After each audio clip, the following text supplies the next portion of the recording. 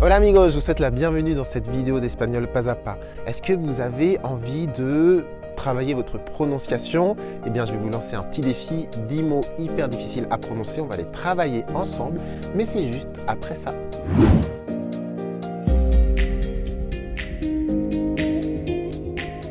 Avant de voir ces 10 mots ensemble, eh bien, on va voir quelques sons espagnols qui sont difficiles à prononcer pour mieux se préparer. Tout d'abord, vous avez la fameuse jota. La jota, c'est un son guttural qui se prononce avec la gorge. C'est un peu comme quand on racle la gorge pour cracher, donc ce n'est pas très glamour, mais c'est vraiment ce son. Si vous voyez la scène dans Titanic où Rose et Jack s'entraînent à cracher, ah, c'est dégoûtant. Eh bien, c'est exactement ça. Non, il faut aller le chercher au fond de la gorge. Jota. Vous voyez la portée de ce truc? La jota, c'est donc un son vraiment espagnol qui revient souvent dans les mots, et c'est souvent des mots avec des jota qui sont difficiles à prononcer. Donc on s'entraîne à faire ce son de manière séparée. Si vous voulez le faire avec moi, jota. Bah c'était mieux, faut vous entraîner. Vraiment? Attention, un autre son qui est un petit peu enquiquinant à prononcer, r, le R espagnol. Ce son se prononce avec la langue, r. C'est le mouvement de la langue est un peu similaire à un L espagnol. Quand vous avez le L, vous voyez que la langue claque un peu. L, elle se soulève. R, c'est exactement la même chose, mais le L, le R espagnol est un peu plus fort. Attention, ne faites jamais un R français, parce qu'en fait le R français, il se prononce plus avec la gorge, il est plus proche du jota que du R espagnol. Donc, si vous avez un petit souci, n'hésitez pas à remplacer des R espagnols par des L que vous allez de plus en plus fermer, muscler pour arriver au R espagnol. Si vous avez des soucis pour prononcer le R espagnol, je vous rappelle que vous avez une vidéo pour prononcer les R comme des pigeons. Et puis, attention au double R. Hein. Le R simple, c'est R. Le double R, R. Et enfin, dernier son un petit peu compliqué, F. Le Z. F. Balai. La langue entre les dents, F. Attention, C-I, C-E, ça se prononce comme un Z.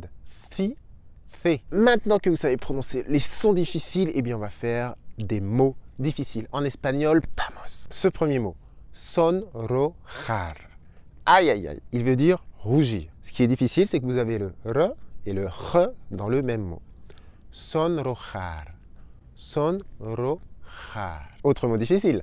Zurcir, zurcir. C'est une horreur pour moi aussi. Hein. Zurcir. La langue doit sortir à chaque fois, et c'est à chaque fois donc un Z, F, et CI comme un F. Zurcir signifia repriser quelque chose en couture. Bon, c'est pas un mot qu'on va beaucoup utiliser, heureusement. Un autre mot, desarrollar.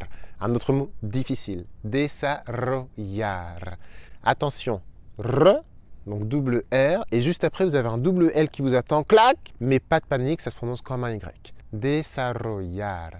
Et desarrollar significa développer. Alors celui-là, il est horrible. Relajarse. Relajarse. Il veut dire se détendre, et on ne se détend pas beaucoup quand on voit ce mot arriver. Relajarse. Ce qui est compliqué, c'est que vous avez un R en début de mot. Attention, le R en tout début de mot est double. R. Relajarse. Un pájaro. Pájaro. Souvent, quand je vous demande comment on dit un oiseau en espagnol, certains me regardent et je sais que vous avez le mot, mais la prononciation, vous avez un peu peur. Pájaro. Donc, dites-vous que c'est le R en premier, donc c'est la gorge et ensuite la langue. Et si vous avez vraiment du mal à le prononcer, n'hésitez pas à remplacer le R par un L. Pájaro, pájaro. Et petit à petit, vous allez fermer le L. Pájaro. Autre mot horrible, un reloj. Un reloj. Bon, bah là, c'est une horreur qui devient un peu classique. R suivi de R. Un reloj significa une montre ou bien une horloge. Llueve. Llueve. Le verbe, c'est llover. Ce qui vous dérange en général, c'est que vous avez un double L en début. Très simple, on simplifie un max. Dites-vous que le double L, c'est comme un Y. Las tijeras, une horreur. Les ciseaux, en général, les francophones, on met du temps avant de demander des ciseaux à quelqu'un parce qu'il faut pouvoir le prononcer. Tijeras. Encore une fois, n'hésitez pas à remplacer le R par un L. Tijeras et vous fermez. Tijeras. Un jus d'orange en espagnol, c'est compliqué, mais pas impossible. Un zumo de naranja. Vous pouvez répéter avec moi. Un zumo de naranja. Bravo chicos, ce n'était pas du tout une vidéo facile aujourd'hui. Toutes mes excuses, une vidéo assez compliquée pour la prononciation. J'en peux plus. Oh. Mais vous en êtes très bien sortis. Surtout, ne paniquez pas si vous n'avez pas pu prononcer tous ces mots correctement la première fois.